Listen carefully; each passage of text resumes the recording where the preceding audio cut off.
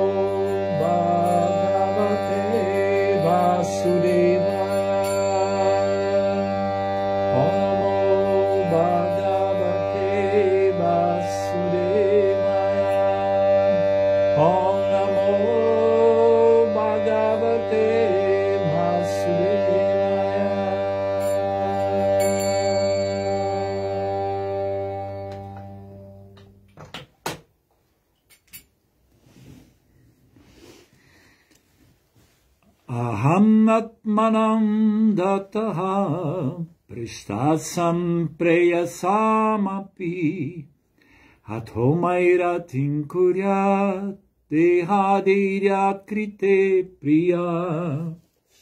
Aham, eu sou. Atma, a superalma, Atmanam, de todas as outras almas. Dhataha, diretor, Preshtaha, o mais querido, Sam, ser, Preyasam, de todas as coisas queridas. Api, certamente, Ataha, portanto, Mai, a mim, Ratin, apego, Kuryat, deve-se fazer, Deha, adhi, o corpo e a mente, Yat Krite, por causa dos quais, Priya, muito queridos. Tradução e significado de Srila Prabhupada. Eu sou a super-alma de todos os indivíduos. Eu sou o diretor supremo e o mais querido. As pessoas estão erroneamente apegadas aos corpos grosseiro e sutil, mas deviam se apegar apenas a mim. O Senhor Supremo, a personalidade de Deus, é o mais querido tanto no estado condicionado quanto no estado liberado. Uma pessoa que não sabe que o Senhor é o único objeto mais querido está no estado condicionado da vida. E uma pessoa que sabe perfeitamente bem que o Senhor é o único objeto mais querido é considerada liberada.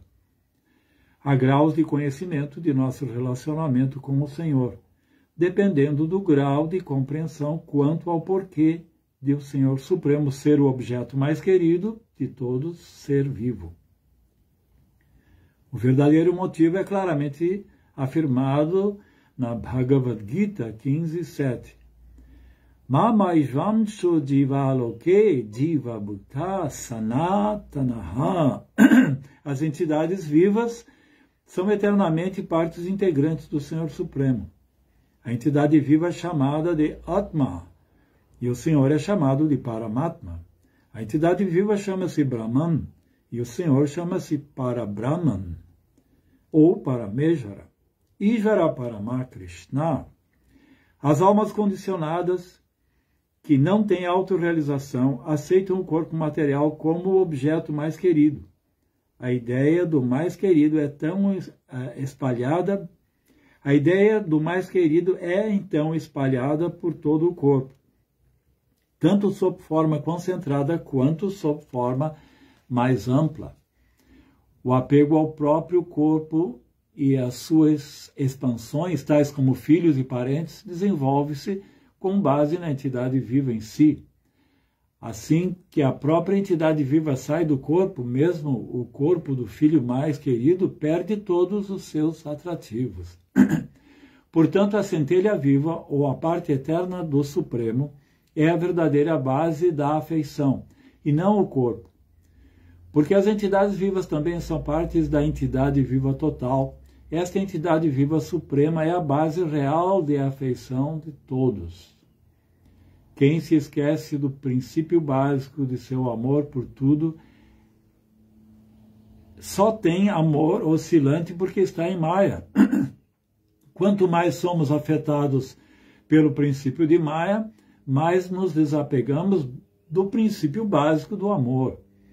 Não podemos amar nada realmente sem que sejamos totalmente desenvolvidos no serviço amoroso ao Senhor.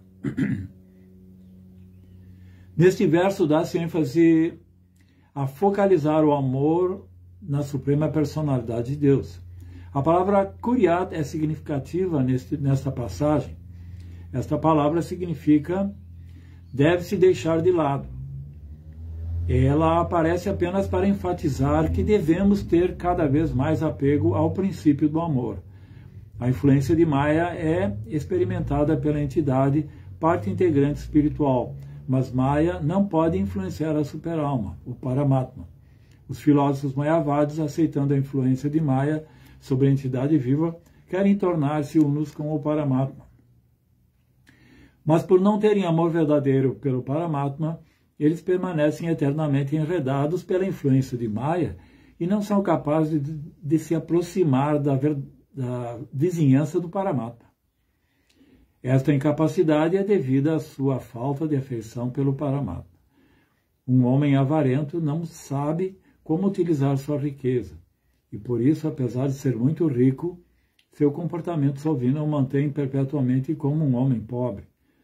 Por outro lado, uma pessoa que sabe como utilizar a riqueza pode tornar-se rica rapidamente, mesmo que tenha apenas um pequeno saldo bancário. Os olhos e o sol estão muito intimamente relacionados, porque sem a luz do sol os olhos não são capazes de enxergar. Mas as outras partes do corpo, por estarem ligadas ao sol, apenas como uma fonte de calor, tiram muito mais proveito do sol do que os olhos. Sem ter afeição pelo sol, os olhos não podem suportar os raios do sol, ou, em outras palavras, tais olhos não têm capacidade de entender a utilidade dos raios do sol. Analogamente, os filósofos empíricos, a despeito do seu conhecimento teórico sobre Brahman, não podem se utilizar da misericórdia do Brahman Supremo por falta de afeição. Muitos filósofos impersonalistas permanecem perpetuamente sob a influência de Maya, porque, embora se entreguem ao conhecimento teórico do Brahman, não desenvolvem afeição pelo Brahman, nem têm possibilidade de desenvolvê-la por causa de seu método deficiente. Mesmo sendo desprovido de visão, um devoto do Deus do Sol pode vê-lo tal como ele é, inclusive, deste planeta, ao passo que alguém que não seja devoto do Sol não pode sequer suportar a brilhante luz do Sol. Analogamente, através do serviço devocional, mesmo que não se esteja no nível de um Gyani, pode-se ver a personalidade de Deus no âmago de si mesmo devido ao desenvolvimento do amor puro. Sob todas as circunstâncias, devemos tentar desenvolver amor por Deus. E isto resolverá todos os problemas contraditórios. Amagyana Mirandasya Gyananjana Chalakaya Chakshur Militam Adena Tasmai Shri Gurave Namaha. Nasci na mais obscura ignorância e meu mestre espiritual está iluminando meus olhos com o archote do conhecimento. Namo Vishnu Paraya Krishna Prasaya Bhutale Srimate Ridananda Goswami Trimine Namaste Guru Hamsaya Paramananda Medase Prabhupada Pramadaya Dusta Siddhanta Nasine. Então, lendo o verso novamente, tivemos aqui um significado longo. Eu sou a super-alma de todos os indivíduos. Eu sou o diretor supremo e o mais querido. As pessoas estão erroneamente apegadas aos corpos grosseiro e sutil, mas deveriam se apegar apenas a mim. Então, isso aqui, o Senhor Narayana está falando para o Senhor Brahma. E é uma revelação muito interessante, que exige de nós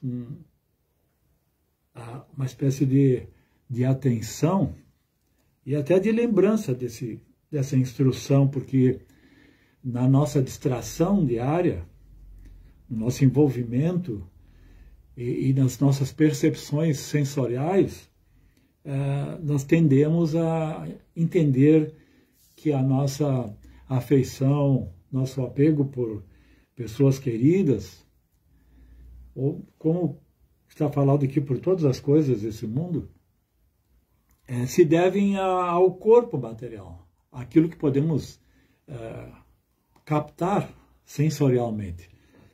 Mas, na verdade, o nosso apego, o nosso sentimento, ele se deve a que o Paramatma e a entidade viva estão animando aquele corpo, dando vida àquele corpo. Essa é a grande diferença entre um corpo vivo e um cadáver. Aqui Prabhupada dá o exemplo que, mesmo sendo um filho, do qual eu acho que é o apego maior, né? Se esse filho abandona o corpo, se essa alma deixa esse corpo, essa afeição ela se interrompe. Né?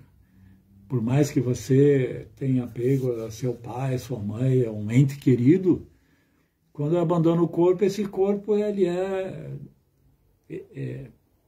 todos tentam se desfazer desse corpo. É cremado, é enterrado. Isso é a grande prova de que aquilo que estava dentro do corpo, que era objeto de nossa afeição, já não está mais ali. Então isso é importante entender, que nós somos da mesma natureza, né? Satitananda. Então é uma natureza transcendental, espiritual, se conectando com outra transcendental e espiritual. E aqui Prabhupada explica que o Senhor Supremo, a personalidade de Deus, é o mais querido tanto no estado condicionado como não condicionado. Quer dizer, mesmo no estado condicionado, como nós somos partes integrantes de Krishna, como sendo da mesma substância, né? Satitananda. Nós caiu a internet, mas vamos continuar. Então, mesmo estando no estado condicionado, nós conseguimos se atrair e ter afeição, apego pelos entes queridos, né? Porque Krishna está ali. Ele está dando vida, ele está dando a característica ontológica do ser Satitananda. Então, onde está a característica, a qualidade de ser eterna, a qualidade de ser consciente, porque um cadáver não é consciente, um cadáver não vai conseguir se manter. E onde está aquilo que pode lhe trazer a felicidade. Porque sabemos que aquilo que nos dá mais prazer nesse mundo, mais do que a relação que nós possamos ter com o mundo em si, com a Prakriti, é as relações pessoais. As relações pessoais. Por isso que uma pessoa que não tem amigos, parentes, pai, mãe, ele é infeliz porque ele não tem essa felicidade de poder ter essa relação pessoal. Mas a riqueza da relação pessoal se deve porque Paramatma está ali, Krishna está aí. Então, tanto no estado condicionado como não condicionado, que obviamente ali temos o exemplo de como são as relações, as raças no mundo espiritual, em Vrindavana, em Mathura, nos Vaikunthas, né? Sempre essa relação era direta. Então, esse amor, essa afeição se faz muito mais clara. Então, isso é um ponto importante aqui, desse primeiro parágrafo. E aqui Krishna, a Prabhupada está explicando aqui um significado que quanto mais nós estamos envolvidos em Maya, mais você vai ver apenas o corpo da pessoa. Por exemplo, quando um homem contempla uma mulher luxuriosa, ele vai ser completamente afetado por aquele corpo, pelos sintomas da luxúria, pelas características, pela beleza. Acho que a internet está lenta aqui. E ele vai ser afetado por isso. Mas um sadhu, por exemplo, uma pessoa que tem pureza, que tem essa visão da essência, do que está por trás do corpo, ele vai ter compaixão daquela mulher, ou do homem luxurioso, que está se identificando com o corpo e exalando, né, expressando luxúria. Ele não vai ser afetado. Ele vai entender que aquela pessoa está envolvida, condicionada aos modos da natureza, se identificando. É muito importante ver o que está por trás, essa visão, tá, de ver Krishna. Tem uma história que eu sempre conto, quando Krishna estava voltando para Dwarka, depois da batalha de Kurukshetra, ele encontrou-se com um Brahmana que era seu amigo, seu conhecido. E então Krishna quis dar uma bênção para ele. Porque ele era muito dedicado, a vida dele era peregrinar nos lugares sagrados. Então Krishna quis dar uma bênção para ele e ele respondeu que, na verdade, eu sou uma pessoa renunciada, eu não tenho necessidade de nada, A minha bênção é sempre estar procurando as pessoas santas e os lugares sagrados, né? O conhecimento espiritual. Mas tem algo que sempre me causa dificuldades e transtornos, que é como eu estou sempre peregrinando e muitas vezes atravesso em lugares que são inóspitos, desérticos, e me falta água. Então, eu gostaria de ter a bênção de nunca me faltar água. Então, Krishna sorriu e respondeu: então eu te prometo que nunca, em todas as suas peregrinações, em momento algum, vai faltar água, e eu vou providenciar de uma forma ou de outra de lhe providenciar a água. Aí então passou muito tempo, e sempre que ele precisava de água, ele conseguia. Mas, anos depois, ele fez uma travessia num deserto onde não ia ter água, mas como ele sabia que tinha essa bênção de Krishna, ele sabia que podia fazer essa travessia. E quando realmente ele estava muitos quilômetros adentrado no deserto, ele sentiu muita sede, e ali, obviamente, não possuía água. Então ele invocou Krishna e pediu, né, por água. E aí apareceu ali um Chandala, ou poderíamos dizer um Dalit, né, alguém de classe inferior. Ele era um Brahmana todo ritualístico, todo cuidadoso com os processos de purificação. E o Chandala, então, ofereceu um cantil com água. Aí o Brahmana olhou aquele cantil e imaginou: ele deve ter posto a boca ali, contaminado, e eu sou um Brahmana, e tomar água de um cantil, de um Chandala. Ele começou a conjecturar e considerar se valia a pena tomar água ou não, de se contaminar, porque ele tinha tanta austeridade assim para se purificar, né? E enquanto ele estava com essas conjecturas, esse Chandala se transformou em quem? Krishna. Era Krishna, que estava ali, sob a forma de um Chandala, oferecendo água.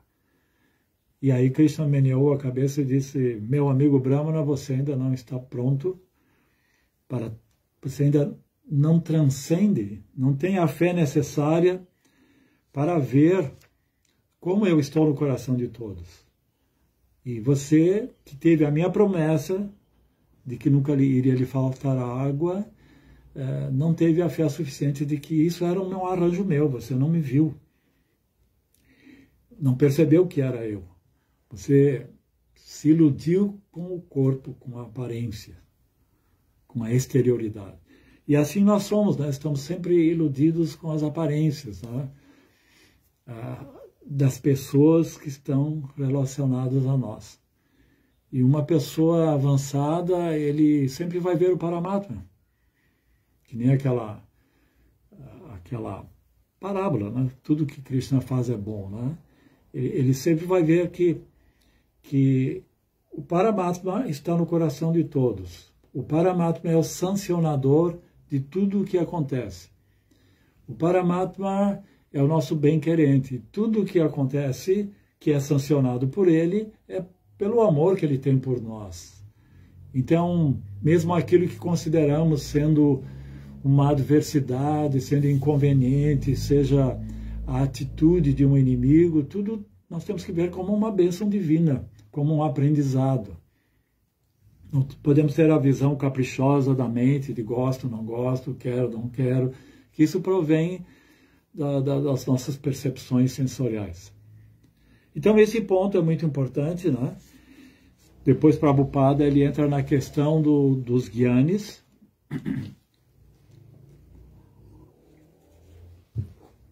que o devoto ele deve desenvolver amor por Krishna, como está falado aqui. E Krishna também está no coração de todas as pessoas, né? A coisa do amar ao próximo como a si mesmo, Deus sobre todas as coisas, Esse é o Siddhanta da doutrina de Cristo também, que é um Bhakta. Né?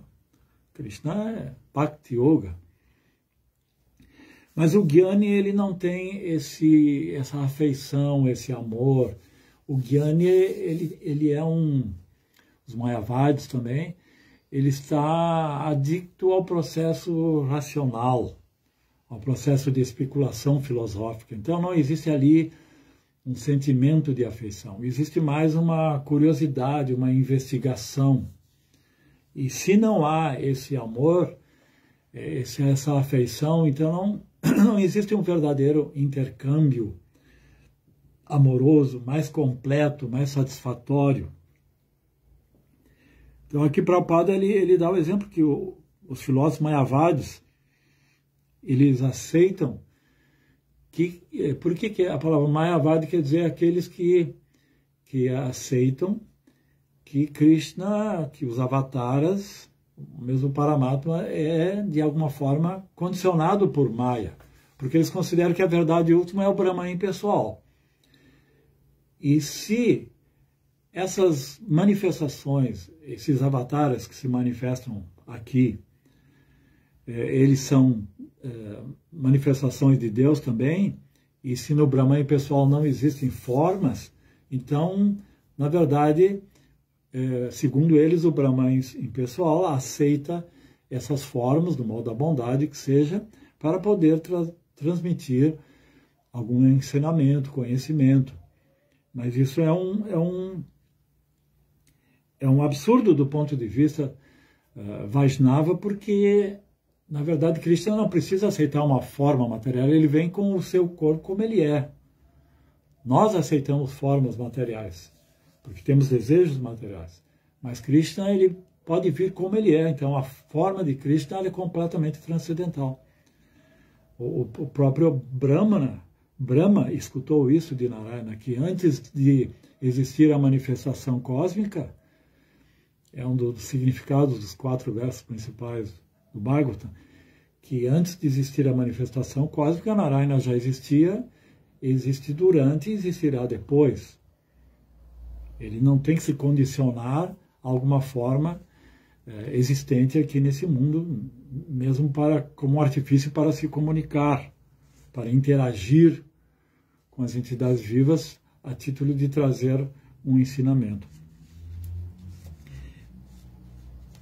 E muitos filósofos impersonalistas, eles permanecem perpetuamente iludidos porque não têm o método correto. E qual é muito interessante isso, o método correto. O método correto é serviço devocional. Aqui Prabhupada dá 2 exemplos interessantes, né?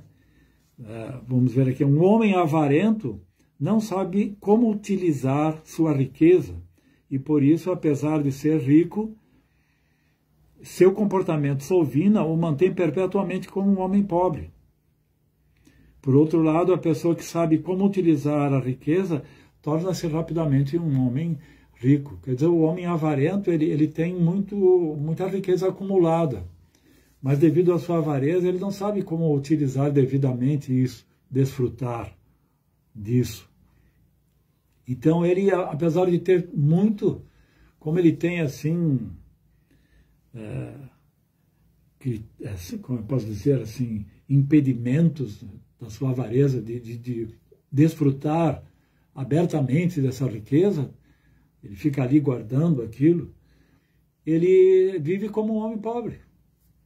Então a mesma coisa um Gyani que pode ter muito conhecimento, mas não sabe para que serve esse conhecimento e como usar esse conhecimento, ele vive como uma pessoa que não desfruta da verdade que ele procura, porque toda a meta da filosofia é descobrir, entrar em contato com a verdade definitiva, aquilo que é sempre. Mas ele está sempre procurando e não sabe como se relacionar com essa verdade.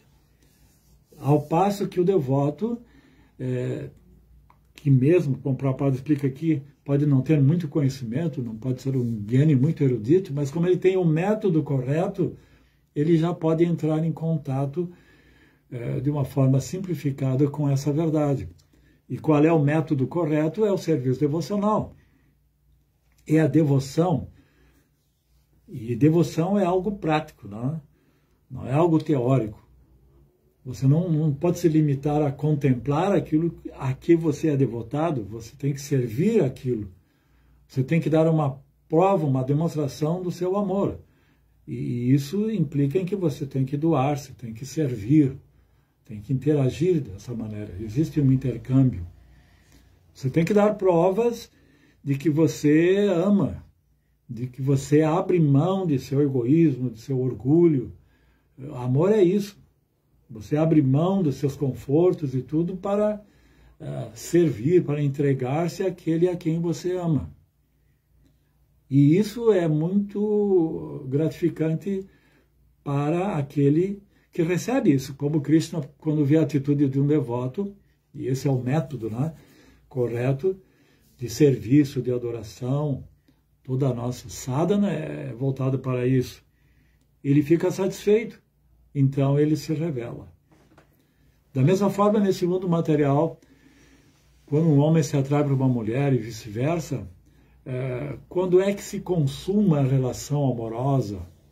Quando tem-se a atitude de conquistar.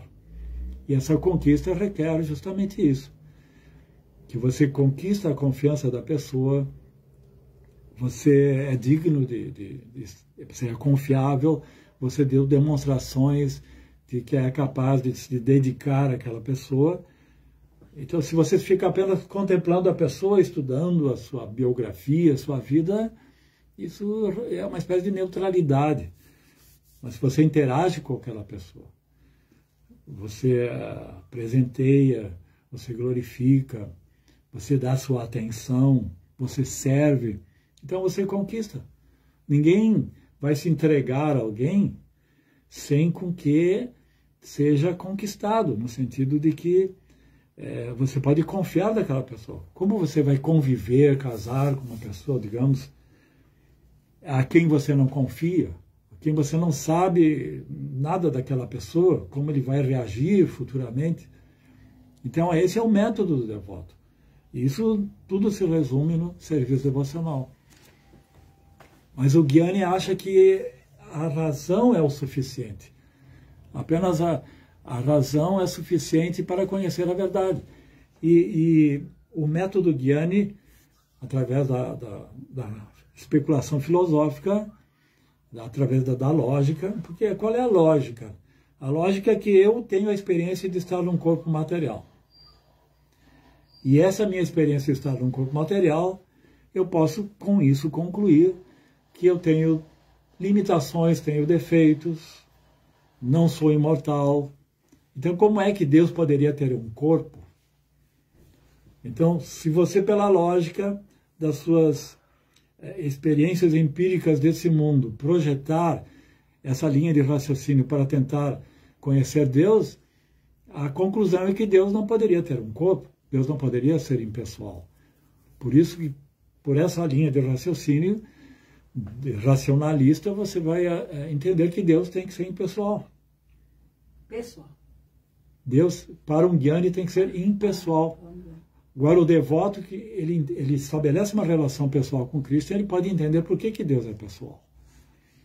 Então, aqui estudando aqui essa busca no Ocidente, porque, se nós formos ver, é aquele eterno conflito de fé e razão. A fé e a razão, elas podem ser complementares? Sim.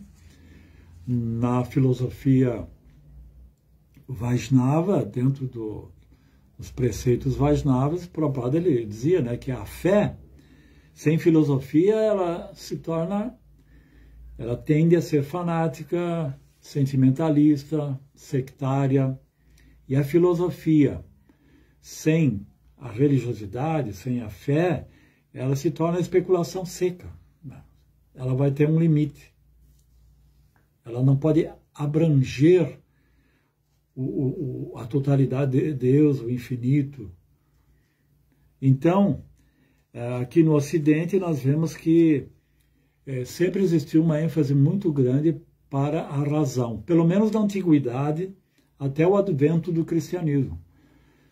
A partir do cristianismo, então surgiu em toda a primeira fase da filosofia, que é a patrística, cujo expoente máximo é Santo Agostinho, e depois, no período medieval, que se chamou escolástica, cujo expoente o expoente máximo é São Tomás de Aquino. O que aconteceu é que em todo esse período a teologia e a filosofia estavam juntas. E o próprio Santo Agostinho enfatizava muito o fato de que, até ele tinha um ditado que dizia: crer para entender, entender para crer. Quer dizer, primeiro você tem que ter fé para compreender.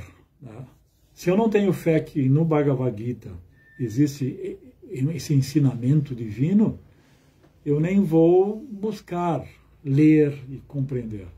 Então, fé para compreender e compreender para crer. Crer para saber, saber para crer. Então, primeiro eu tenho que ter fé que esse conhecimento tem algum valor, então eu vou me dedicar a ele, e depois esse próprio conhecimento, voltando à questão da fé, trará o porquê dessa fé. Primeiro você tem fé, mas você não sabe por que Krishna é Deus. Mas depois que você tem o conhecimento, você entende por que Krishna é Deus. Ishvara Parama Krishna Satitananda Vigraha Anadira Adi Govinda Sarva Karana Karanam. Esse verso já explica tudo. Então, depois, quando aconteceu esse movimento medieval, o Renascimento, então começou a se voltar muito para o homem. Assim como nós, Vaishnavas, primeiro existe Deus, primeiro existe a revelação. E a filosofia que nós usamos, na verdade, é para esmiuçar esse conhecimento, essa revelação, porque fazendo uso da razão. Mas, primeiro, então, tudo vem de Deus. E o humanismo inverteu esse paradigma. Que no humanismo, então, tudo está centrado no homem. Aí veio a Revolução Científica e várias revoluções, mudanças que causaram esse antropocentrismo. Então, a razão foi elevada como o elemento, o processo supremo para compreender tudo. Mas filósofos como Blaise Pascal, que era contemporâneo de René Descartes, ele contestava isso. Ele dizia que a razão não pode nos levar, só a razão não pode nos levar a entender todas as verdades divinas, entender Deus. É como o Gyani que tenta entender a verdade última só através da razão. Temos que entender Deus com o coração, tá? Não só com a razão. A razão é um elemento, mas a parte principal é entender Deus com o coração, e isso é o que em Bhakti Yoga nós fizemos, né? Nós temos o sentimento. Bhakti é um sentimento, né? O amor é um sentimento que até está acima da razão. Então é interessante que Blaise Pascal mesmo, em meio contextual ao advento do racionalismo, que estava muito em voga, com a autoridade de René Descartes, ele defendia que, embora Blaise Pascal ele fosse um grande matemático, ele não negou a importância da razão. Ele foi um grande cientista, mas ele era uma pessoa religiosa. Então ele entendia que para entender Deus nós temos que ter fé, temos que ter o sentimento, entender Deus com o coração. A razão não vai nos mostrar tudo, Ela não pode... nós sabemos, por exemplo, que só a verdade revelando-se é que pode nos tornar conscientes dela. Isso é a revelação. Quando Deus se revela a nós, e o primeiro passo é a fé, que a fé, na verdade, é o primeiro passo de todo um processo até chegar ao Prema Bhakti, 9 estágios, né? Mas tem que ter primeiro essa fé, fé na existência de Deus, fé na sua perfeição, fé que Deus é a verdade última, fé que Deus existe. Se não dermos esse primeiro passo, e dentro do racionalismo, existe uma certa relutância em relação à fé, porque a fé é uma espécie de salto no desconhecido. Você tem fé em algo que não conhece. Depois, Kierkegaard, ele também foi outro filósofo que defendia a questão da fé, embora não negasse a importância da razão. Ele dava um exemplo muito importante, porque o acharya da fé dentro da tradição cristã, já Kierkegaard, ele estava em meio ao movimento iluminista. O movimento iluminista foi o ápice da importância dada à razão. Esses grandes filósofos como Hegel, como Immanuel Kant, Schopenhauer, esses grandes filósofos, como todos os filósofos iluministas, e a própria palavra iluminismo quer dizer vamos iluminar o mundo e das influências supersticiosas da religião, tá? Por exemplo, e outras demais superstições, vamos trazer a razão para iluminar o mundo. E muitos acreditavam que através da razão poderiam, inclusive, conhecer Deus. E através da razão nós podemos provar a existência de Deus, como é o caso de São Tomás de Aquino, as 5 vias da existência de Deus, na sua Suma Teológica. O próprio René Descartes também tem provas da existência de Deus. Santo Anselmo, o próprio Aristóteles, todos eles concluíam que Deus deve existir. Mas uma coisa importante que Kierkegaard ele sempre explicava que não se trata do Deus filosófico. Os próprios Gyanis, por exemplo, Deus para eles é o Brahman pessoal. Mas existe um Deus filosófico, que é aquele Deus que é explicado pelos filósofos como um Deus necessário, né? Necessário quer dizer, é necessário que exista Deus para explicar tudo o que está acontecendo, né? As provas teleológicas, prova universal da existência de Deus, provas ontológicas, nós vamos ver isso. Mas o que Pascal e Kierkegaard estão falando aqui é que não existe só um Deus filosófico. Existe um Deus do qual você pode sentir com o seu coração, com a sua devoção, aquele Deus que você pode se relacionar como pessoa. E é nisso que trata o Vaishnavismo e mesmo o cristianismo, que é uma linha de Bhakti. Então nós vemos como Pascal e Kierkegaard defendiam, e voltando à questão da fé, Kierkegaard ele dava o exemplo de Abraão, que o Abraão, dentro da tradição cristã, ele é o acharya da fé, digamos, né? Porque ele teve uma grande provação. Todos sabem a história de Abraão, que Abraão, ele, numa das suas meditações, ele recebeu a instrução de Deus de que ele deveria oferecer seu filho em sacrifício. Que naquela época existiam sacrifícios, oferendas de animais, né? Como os tempos védicos também tinham esses sacrifícios. Então imagina, ele recebeu essa ordem de Deus, e ele era completamente devotado a Deus, de que ele deveria sacrificar seu filho, e isso soou como um absurdo. É um absurdo que eu, como pai, tenha que sacrificar meu filho. Na verdade, é racional que eu deva proteger o meu filho. Esse é o meu dever. E como que Deus, infinitamente amoroso e bom, pede para mim fazer isso? Mas foi Ele que pediu. Então, isso gerou um grande conflito dentro dele. E nós vemos que é interessante que Arjuna também viveu esse conflito, porque Arjuna tinha toda a racionalidade respaldada pela tradição, né, de como deveria comportar-se alguém diante dos mais velhos, diante dos mestres de armas, toda aquela pessoas que eram dignas do seu respeito. Como poderia Arjuna contra-atacar? Nós sabemos de todo esse drama de Arjuna.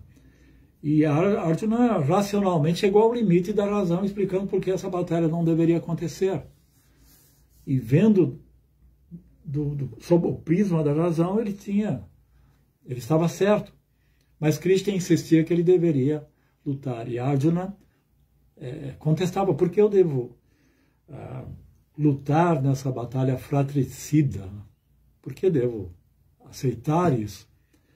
Mas ele aceitou o desejo de Krishna de lutar nessa batalha, de cumprir seu dever como kshatriya, como Abraão aceitou a ordem de Deus de sacrificar seu filho. Sabemos que quando Abraão, se não me engano era Isaac, seu filho, quando Abraão foi sacrificar seu filho, Deus interveio e falou que isso era só para testar a sua fé. Então ele não tinha mais como racionalmente explicar por que Deus pediu isso. Arjuna também. Por que Krishna está querendo que eu lute nessa batalha? Mas quando Arjuna aceitou, ele teve a revelação do porquê dessa batalha. No capítulo 11, na forma universal, ele pôde transcender todos os limites dos seus sentidos, da sua razão, e ver o porquê da batalha. Mas isso ele recebeu como uma bênção divina. Então, esses dois episódios mostram como a razão tem seus limites. E como Kierkegaard falava, a fé é um salto no escuro, né? Mas esse escuro é também respaldado pela razão, no sentido de que se você sabe que tudo que Krishna faz é bom, que Deus é perfeito e amoroso, então haverá um motivo para isso. Como Abraão entendia que havia um motivo para isso, embora ele teve que superar o absurdo. Esse absurdo que Albert Camus, como um existencialista, considera que no mundo tudo é absurdo, né? Mas absurdo para quem não entende que existe um Paramatma com sua supervisão, com suas sanções, com sua perfeição, administrando tudo isso. Se você só vê o externo, você vai considerar que esse mundo é absurdo. Então, dentro dessa tradição teológica, assim, nós encontramos mais um ponto importante sobre Descartes, ou principalmente sobre Pascal e Kierkegaard, que defendiam que a razão não pode nos levar a entender Deus tal qual é que Krishna explica, né? A todos eles, na medida que se rendem a mim, eu os recompenso proporcionalmente. Todos seguem o meu caminho de alguma maneira. Quer dizer, Krishna satisfaz os desejos. Então, se um Jnani tem essa atitude, esse desejo de cultivar o conhecimento, se um filósofo tenta conhecer Deus, é seu desejo conhecer Deus através da razão, através da filosofia, tudo aquilo que nós desejamos, tudo aquilo que nós tentamos fazer, Krishna sanciona. Então, por isso, se Krishna, que está no coração, entende que o filósofo quer fazer uso da especulação como uma relação com Deus, ele vai ficar dentro disso. Krishna não vai se revelar. Krishna só se revela para o seu devoto, porque o devoto tem o desejo de conhecê-lo, de servi-lo, de amá-lo, de ter essa relação. Então, isso nem Kierkegaard, nem Pascal, mas com esse único verso do Bhagavad Gita está explicado tudo. porque o Paramatma está no coração de todos, ele faz a leitura, né? Ele tem consciência do seu dever e satisfaz o teu desejo dentro desse limite, dentro dos limites da qualidade do seu desejo. Esse é o ponto. Agora, temos, para encerrar, né, porque já é quase 9 horas, o assunto é muito longo, o caso de Santo Agostinho como filósofo e teólogo, ele foi mais longe. Porque Santo Agostinho, ele também viu a necessidade de provar a existência de Deus. Porque nos primórdios do cristianismo bastava a fé. E a revolução, a reforma protestante foi uma espécie de retorno a isso. Deixar a filosofia de lado e buscar só o que está ali na Bíblia e a fé. Mas nos primórdios do cristianismo, muitos eram questionados, porque existia a autoridade da filosofia grega, grandes filósofos, e era preciso respaldar filosoficamente a existência de Deus, a validade da relação do homem com Deus, e isso que o cristianismo preconiza. Então, esses primeiros filósofos, teólogos, né, na primeira parte da filosofia, que é a patrística, eles se devotaram a isso, fazendo uso mesmo da filosofia pagã e aproveitando tudo aquilo que tinha, que estava de acordo, porque muito de Platão está de acordo com isso, né? Ele tentou, e mesmo Aristóteles, fazer uma análise numa perspectiva em que buscava aquilo que nós, através da razão, podemos entender neste mundo e dentro de nós como algo permanente, que seria um reflexo da existência de Deus. Então ele começou a analisar que nesse mundo existem coisas existentes, mas que só têm existência, como os objetos, né? Os objetos, ou mesmo os corpos que não têm vida, né? Eles existem, mas não têm vida. Num grau mais elevado, existem objetos, coisas que têm existência e têm vida, como é o caso dos animais, das plantas, né?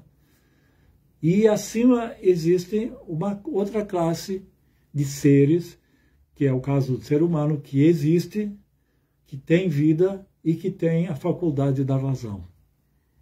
Agora, analisando aquilo que dentro de nós existe um correlato a isso. Por exemplo, as coisas físicas existem os sentidos.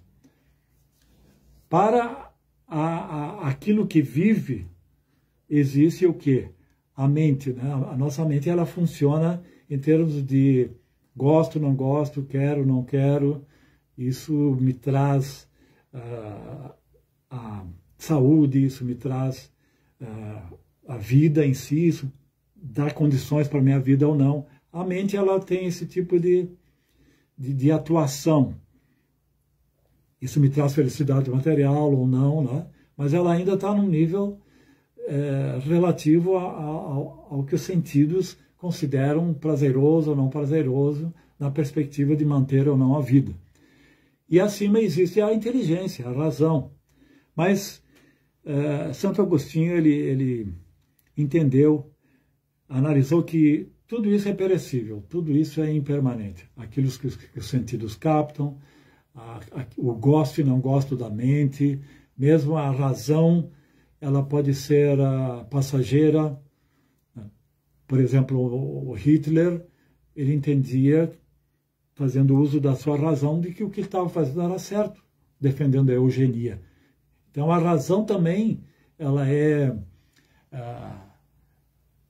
impermanente, ela muda, tudo isso muda, mas ele estava buscando algo que, nesse mundo, que não muda. E isso deveria ser investigado através da razão. Porque aqui ele não está fazendo uso da revelação, ele está fazendo uso de como alguém na condição condicionada, de alma condicionada, pode chegar a essa verdade, que é justamente a metodologia do cientista, do filósofo, através do empírico e do racional. Então, através da razão, ele entendeu que existe algo que é permanente, que não muda, que são os princípios matemáticos. Por exemplo, 2 mais 2 são sempre 4 em qualquer lugar, em qualquer época da humanidade, em qualquer contexto, sempre 2 mais 2 é 4. É uma verdade universal. A soma dos triângulos a soma dos ângulos de um triângulo é sempre 180 graus, o círculo é 360 graus, quer dizer, a matemática é uma verdade, por isso que os filósofos sempre, e os cientistas, novamente caiu a... Então, mas acima disso, dessa verdade matemática, existe dentro de nós certos valores, que é a busca pela felicidade, a busca pela verdade, pela justiça, esses valores metafísicos, a beleza, existem intrinsecamente em nós. Por exemplo, você pode mentir, mas você não gosta que ninguém minta para você. Tá? Você pode ser injusto, mas você não gosta que seja injusto para você. Quer dizer, o não matar, por exemplo, em qualquer cultura sempre é visto essa violência, o matar, o assassinar, como algo errado. A injustiça é vista como algo incorreto. Quer dizer, existem esses valores que são universais e já são intrínsecos do ser humano. Ninguém gosta da impermanência. E se nós formos ver o que existe, que nos motiva a valorizarmos o que é permanente, o que é verdade, o que é justo, o que é belo, o amor, é porque nós somos, em essência, ontologicamente, Satchitananda. Esse ponto. Se nós somos Sat, nós vamos querer sempre o que é permanente. Se nós somos Chit, nós queremos sempre a verdade. Se nós somos Ananda, queremos sempre a felicidade, porque é uma tentativa de resgatar. Então isso existe de uma forma incontestável como valores metafísicos da humanidade. Então isso é uma prova da existência de um ser, e é muito importante que René Descartes ele dizia, como nós podemos ter a ideia da perfeição, todos têm a ideia de uma perfeição. Se nós vivemos num mundo onde tudo é imperfeito e não temos nenhuma prova de perfeição nesse mundo, mas todos têm intrinsecamente a ideia de perfeição. Porque essa ideia de perfeição é que nós temos intrinsecamente a experiência de Deus. Deus é a verdade, Deus é eterno. Deus é Satchitananda como nós somos Satchitananda. Então, embora estejamos aqui, voltando ao verso, encobertos por Maya, nós somos Satchitananda, Deus é Satchitananda. E a nossa relação, ela está em essência, mesmo, como o Prabhupada fala aqui, em estado condicionado. Então, já todas as glórias a Srila Prabhupada.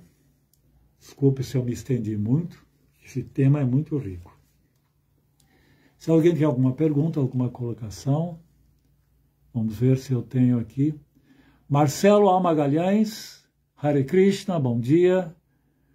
Marcelo é fiel às lives do Bhagavatam. Alexandre Nunes, Hare Krishna. Marisa Santos, Hare Krishna. Marcos Hanuman. Minhas humildes reverências para Lila Das, Hare Krishna, todas as glórias a Srila Prabhupada e aos devotos reunidos. Bhaktival, Hare Krishna, reverências. Vamos ver. Marcos Hanuman, Srila Prabhupada.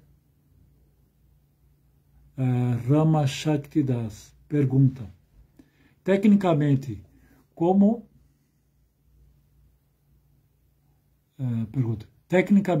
a filosofia ocidental pode contribuir para compreendermos a filosofia dos Vedas, especificamente a cosmologia do Bhagavad Gita e do Srimad Bhagavatam? Na verdade, a filosofia ocidental, ela, no período mais antigo, ela é ligada à filosofia, à teologia, né?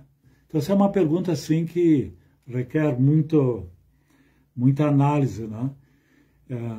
A filosofia ocidental, ela chega a um limite que prova a existência de Deus.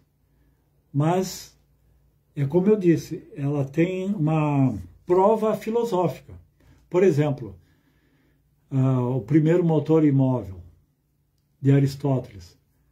Quando Aristóteles começa a estudar a natureza, ele entende que a natureza tem 4 causas, né? Porque quando você pensa em explicar a existência de alguma coisa, você sempre vai buscar causa. Então, por exemplo, tem 4 causas. Tudo que existe nesse mundo, uma causa é a matéria. Outra causa é a forma. Tá? Se você pega uma cadeira, por exemplo, ela é a matéria, ela é composta de madeira. E essa cadeira, ela tem uma forma, que é a forma de uma cadeira, que é a identidade dela. Essas são 2 causas, a matéria e a forma. Outra causa é a causa eficiente. Essa cadeira existe porque alguém fez essa cadeira. Um artesão fez essa cadeira, senão ela não existiria. Então é uma causa eficiente. Eficiente porque ele teve a eficiência de fazer essa cadeira, e isso é para tudo que é feito por alguém, por algo. E essa cadeira, ela tem outra causa, que é a finalidade. Que a finalidade é para que possamos sentar e nos dar um certo conforto. Agora, transportando isso para o universo, Aristóteles entendeu que nesse universo tudo está em movimento. Tudo, uma causa movimenta a outra, um movimento movimenta a outra, tudo é movimento nesse universo. E tudo é uma relação de causa e efeito. Mas onde começou o primeiro movimento? Onde começou a primeira causa? E também qual é a finalidade de tudo isso? Então Aristóteles entendeu que a primeira causa, ela não pode ser causada por outra, o primeiro motor imóvel, por isso que é imóvel, né? E essa causa que acionou todas as outras causas, a primeira causa, o primeiro movimento, ele chamou de Theos, que é Deus. Então ali já, o Platão, ele tinha como a ideia do bem, porque ele ensinou a filosofia de Platão era baseada no mundo das ideias, então a ideia da perfeição, a ideia do bem seria Deus. Então cada filósofo ele tem uma explicação. Então o primeiro motor imóvel, a causa incausada, né? Porque a primeira causa não pode ser causada por outra, senão você vai ter um retrocesso infinito de qual é a causa da causa da causa e nunca vai encontrar uma origem. Isso não é racional. Tá? Também é um movimento. Então ele entendeu que Deus, Theos, deve ser aquele que causou tudo isso. E outra das causas é a causa final. E isso é muito interessante, que em termos de universo, a causa final, quer dizer, a teleologia, isso, né? Aquilo que, qual é a utilidade disso, qual é a função. Então ele explicava que a causa final é Deus também, porque tudo está se encaminhando para Ele. E aqui é muito importante, porque nós, como Vaishnavas, temos a questão de Krishna, o todo atrativo, né? Porque ele tem tudo o que todas as entidades vivas, todas as coisas. Ele justifica a existência de tudo e a utilidade de tudo. Né? Então, tudo se encaminha para ele. Contribui, ele pergunta. Ele pergunta o que contribui com o ensinamento dos gregos. Então, a filosofia ocidental ela tem provas da existência de Deus. E o ponto que eu não concluí de Santo Agostinho, né, que uma vez que exista uma prova de que algo é eterno, é perfeito, né, isso já está dentro de nós, como eu falei, que é a busca da justiça, da verdade, da perfeição. Basta entender que esta verdade, essa perfeição, podemos chamar de Deus, é infinitamente superior e mais perfeito que nós. Então, a nossa atitude em relação a Ele é de adorá-lo, de implorar para que Ele possa nos iluminar, é de reverenciar-se a Ele, tá? Que nós diríamos, como Vaishnavas, servir a Ele. Então, dentro da filosofia ocidental, existem essas provas filosóficas da existência de Deus, que são interessantes, como São Tomás de Aquino, as 5 vias que provam a existência de Deus, né? Satisfazer as mentes filosóficas. E essa explicação de Santo Agostinho, que está no seu livro Do Livre-Arbítrio, mostra a própria metodologia, porque Prabhupada fala aqui, que os guianes não têm um método perfeito, o método adequado para conhecer essa verdade última e poder amar a Deus. Mas aqui Santo Agostinho toca no ponto, que é que nós tenhamos que ter a atitude diante de alguém que é maior do que nós, que é mais perfeito do que nós, de sermos servos, de servir, de orar, como no caso do cristianismo, de orar, de reverenciar-se a Ele. Então, vemos que dentro da teologia ocidental existe essa teologia e filosofia, esse, digamos, ápice, né? Agora, dentro do Vaishnavismo, dentro da filosofia védica, da teologia védica, tem tudo, né? Eu gosto de fazer um paralelo assim, com a filosofia ocidental, tudo, porque a gente está no Ocidente, um dia você vai encontrar acadêmicos e mentalidades racionais e você tem os elementos, como os próprios cristãos entenderam que tinha que fazer isso. Mas eu posso dizer que não há, para a salvação, para desenvolver amor a Krishna, não precisamos nada da filosofia ocidental. A filosofia védica, o Bhagavatam, o Bhagavad Gita já é completo. Como eu dei o exemplo, um simples verso do Bhagavad Gita aí resolveu toda a questão de Blaise Pascal e de Kierkegaard, Soren Kierkegaard. Esses versos do Bhagavad Gita, têm tanta filosofia ali dentro, é tão conclusivo que se vocês esmiuçarem ele, vai ter todas as verdades. Mas a filosofia ocidental tem contribuições importantes, que não são necessárias para o devoto, se ele não quiser ser um pregador e fazer esse estudo comparativo. Vamos ver aqui se tem mais. Sundarangi Devidasi, gratidão pela aula, Prabhu, foi muito boa, obrigado. Otávio Daniel Neves Maia, outra aula excelente, Prabhu Lila Das, benvenuti. O que tem mais aqui? Creio que se dependesse de todos aqui, continuaríamos aqui até o pôr do sol. Muito obrigado. Na verdade, é o conhecimento a respeito de Krishna, né, que atrai a todos, né? Eu me lembro de uma história, né, que é dito que vários devotos se reuniram para filosofar e contar os passatempos de Krishna, né? Aí um deles se deu conta e perguntou: há quanto tempo nós estamos aqui? Aí um deles fez um cálculo: acho que estamos aqui há 3 dias e 3 noites, tentando, conversando sobre... Porque isso é o prazer da alma, né? Você já tangencia o que é eterno. Então, Jai, eu acho que eu li sobre todos aqui, né? Aqui, ó, Otávio Daniel Neves Maia. O mais difícil disso é tomar banho em água suja, sem se sujar ainda mais. Exatamente, o devoto tem que... O próprio Santo Agostinho dizia isso, né, que ao invés de nós procurarmos aquilo que é puro, que é essencial, nós nos atemos às coisas relacionadas ao corpo, ao mundo mundano, e quando nos associamos com o que a gente diria o modo da ignorância, o modo da paixão, com tudo que existe nessa nossa sociedade moderna, vamos sujar nossa mente. E o nosso tempo é um só. Ou você usa o tempo para escutar esse conhecimento puro, ou você perde seu tempo buscando distrações, buscando gozo dos sentidos.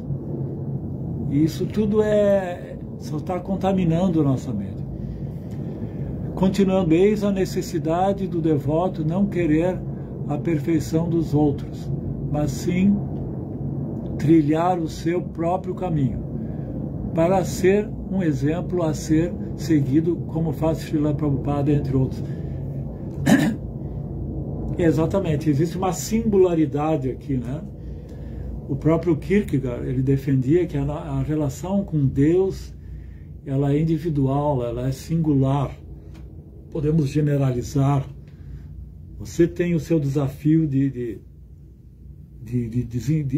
cultivar essa relação com Deus, claro, com a ajuda do mestre espiritual, com a ajuda das escrituras, né? E não temos que ter e cobrar a perfeição dos outros, né? Não podemos ser moralistas, temos que ter a compreensão do estágio de cada um. Isso é amor, né? Quando você ama o seu devoto, que é companheiro, que é, sei lá, quem com o qual você se associa. Por isso que Krishna diz que os sábios não perturbem as mentes das pessoas que estão materialmente apegados. Então não tem que cobrar a perfeição dos outros, tem que ter a compreensão, tem que buscar mais a sua perfeição para servir como exemplo. Tem que ser rígido consigo e flexível com os outros. É como se diz, né? Tem que ser tolerante com os outros e exigente consigo mesmo. Aqui tem um... Desculpe que eu estou com dificuldade aqui.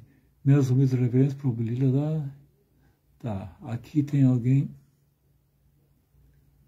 Vamos ver se eu me encontro. Ó, Nietzsche diz, num aforismo de Gaia, ciência que alguém que gosta...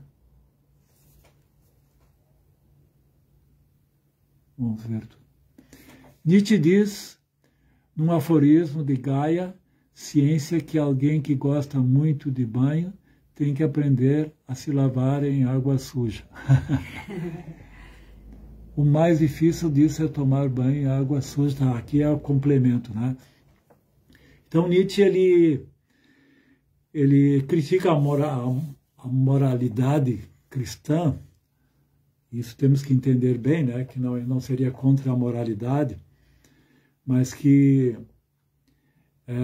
a moralidade cristã ou qualquer tipo de moralidade que cobra uma espécie de perfeição, sem considerar o ideal e a realidade de cada um, ele tem que entender que cada um de nós tem a sua realidade, a sua condição, seu estágio. E uma coisa é o ideal de perfeição, que é apresentado pelas Escrituras, e outra coisa é o estágio em que você está. Então, faz parte do autoconhecimento que você saiba o que você pode fazer ou não. E há uma diferença entre seguir um ideal e imitar um ideal. Tá? E essa coisa da água suja, né, que alguém às vezes tem que passar por realização, por experiências. Tá? Então tá, estamos nos estendendo muito. Jai, todas as glórias a Srila Prabhupada. Obrigado pela presença de todos.